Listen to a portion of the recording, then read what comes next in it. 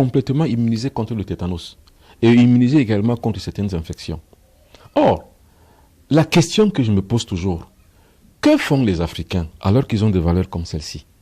Pourquoi les Africains ne se prennent-ils pas eux-mêmes en charge? Pourquoi ils ne s'aiment pas eux-mêmes en charge? Et pourquoi ils n'aiment pas eux-mêmes ce qui leur appartient? Les savoirs endogènes, comme disait Mbombo Mokbason. Pourquoi ils n'aiment pas ça?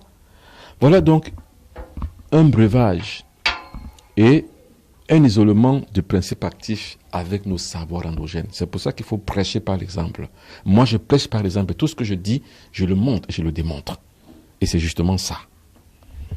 Alors, pour tous ceux qui aimeraient, parce que pour ceux qui aiment la nature, si vous souhaitez contacter le Mbombok pour avoir ces principes actifs, on ne le sait jamais, vous pouvez composer le 00237 677 71 61 36 ou encore le 00237 697 06 20 91. Alors, au thème de cette émission, maître, on va sortir. Vous dites un mot à l'endroit de nos téléspectateurs qui sont restés fidèles à cette émission. Oui, ce que je vais dire à l'endroit de tous mes Africains, de tous mes amis, c'est que le coronavirus est là. Hier encore, j'ai discuté encore avec quelqu'un qui me disait que c'est une bêtise, ça n'existe pas. Je lui ai dit, mon frère, les gens l'ont dit quand le VIH est arrivé. Mais on a perdu 40 millions de personnes qui ne croyaient pas qu'il existait le VIH-Sida. Jusqu'aujourd'hui, les gens le disent. Alors, aujourd'hui, plus que jamais, faites attention, le coronavirus est là. Et faites attention, le nouvel ordre mondial, qu'est-ce que c'est? J'en parle, parce qu'il faut que j'explique aux gens ce que c'est que l'ordre mondial. L'ordre mondial est toujours un système de personnes, à tous les âges, à tous les millénaires, on en a trouvé. Des gens qui vont imposer une vision. À la base, nous, les Africains, nous sommes en bas de l'échelle. De façon raciale, nous sommes la dernière des races. Si on pouvait hiérarchiser les races, nous sommes les derniers, puisque nous sommes des esclaves, considérés comme tels par les autres. Au milieu, il y a ce qu'on appelle les constructeurs, les Bilderbergers.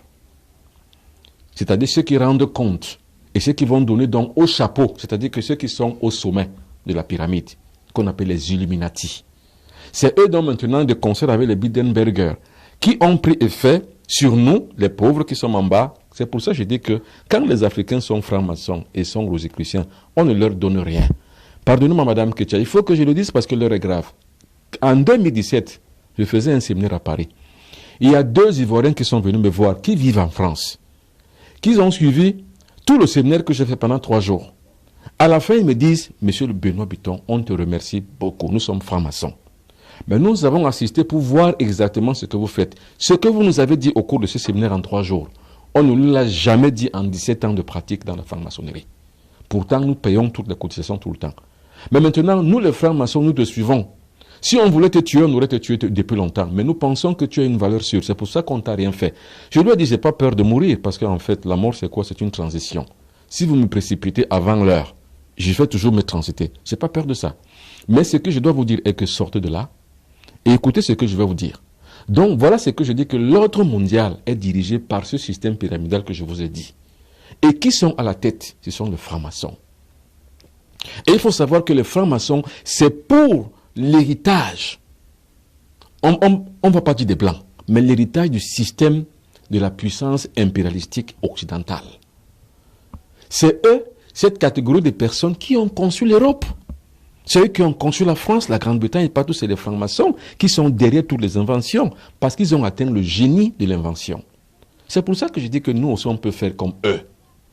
Plutôt que d'aller vers eux, constituons-nous en une sorte de plateforme de consistance et de réveil identitaire, qui permet que, suivant le conseil de Mbombo Mokbason, qui va jouer un très grand rôle dans ce retour à la construction d'un nouveau corps de sciences spirituelles, qui permettra qu'on puisse avoir une instance comme celle-là. Madame Ketia, c'est pour ça que j'ai créé ASRA, l'Académie des sciences spirituelles pour la Renaissance africaine.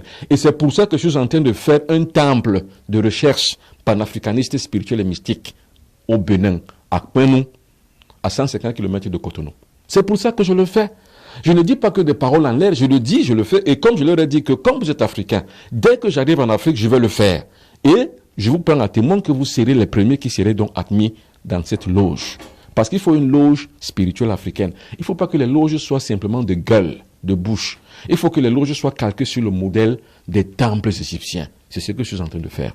Donc, c'est au sortir de là que je voulais rajouter ça pour dire que ce système qui est un ordre mondial, qui est en train d'imposer aujourd'hui la réduction de la population du monde, commencera par les Africains eux-mêmes.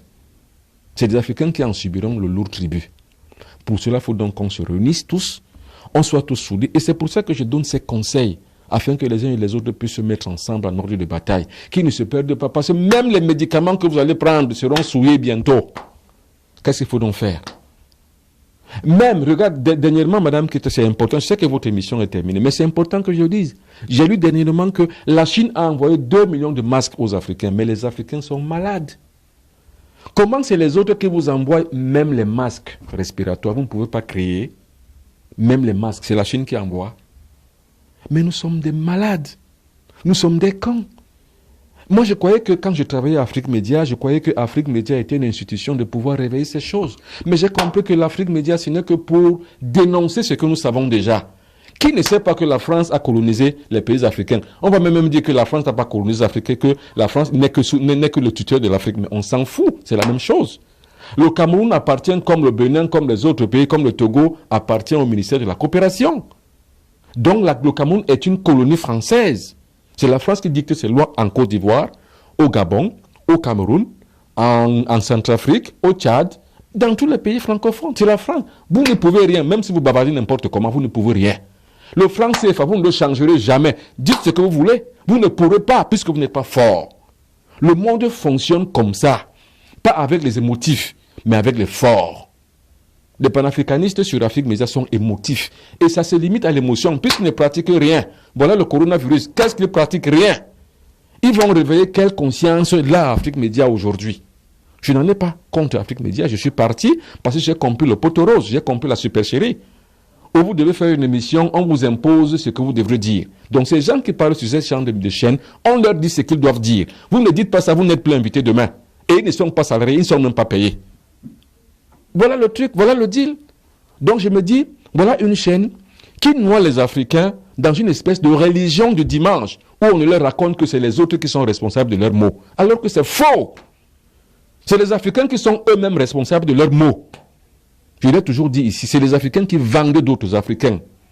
Ils l'ont vendu hier avec la colonisation, avec le bateau qui venait les chercher. J'étais dernièrement au Bénin, à Ouida, à la porte du non-retour. Là où ils partaient pour pouvoir aller travailler. C'est les Africains qui les vendaient. Aujourd'hui, les agences de transit sont en Afrique. Les gouvernements le savent. Les panafricanistes le savent, mais personne ne dit rien. À l'arrivée, au moins, il y a des associations qui les recueillent. Les Blancs les recueillent pour les insérer. Entre eux là-bas, qui recueillent les leurs, et eux sur place qui ne font rien pour empêcher cela, qui est plus grand que qui, et qui est plus fort, qui est plus bon que qui? C'est les Blancs qui sont plus bons, et les Noirs sont plus méchants. Voilà ce qu'on doit dire aux Africains, afin qu'ils puissent changer. Les Africains sont mauvais, dangereux, contre les Africains eux-mêmes. Les Africains ne s'aiment pas entre eux. Mais que font les panafricanistes sur les chaînes de télévision? Bandakane, mon ami, pourquoi tu tues les gens avec des horaires avec la France, avec la Grande-Bretagne et avec l'Union européenne et les États-Unis? On s'en fout de ça. Nous avons maintenant le coronavirus. Où est la solution? Donne-nous la solution. Qu'est-ce que le franc CFA va nous changer? Rien. N'en parlons même plus. Trouvons des solutions maintenant idoines. Et ces solutions, donc là, on les diffuse tout le temps. C'est pour que nous puissions nous comprendre, Madame Ketia, c'est très grave. La seule race qui est dernière de la classe, c'est la race noire. Mais ils sont toujours là à se victimiser. Vous allez vous victimiser jusqu'à quand, M. Bandakani, M. les panafricanistes de Afrique Média? Vous nous vilipendez des oreilles avec la même chanson tous les jours. La France a fait ceci, la Grande-Bretagne a fait ceci, les États-Unis ont fait ceci. Et puis quoi encore? Quoi encore après? Le disque est rayé, le disque dur est rayé. Changer de masque, changer de disque. Parlons maintenant de la résurrection et de la résistance de ce qu'on pourrait appeler la renaissance négro-africaine.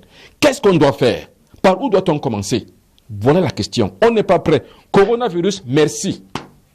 Je peux le dire, mais de façon ironique, en disant que merci, pas parce que le coronavirus est là, mais parce qu'au moins il doit nous ouvrir les oreilles et les yeux.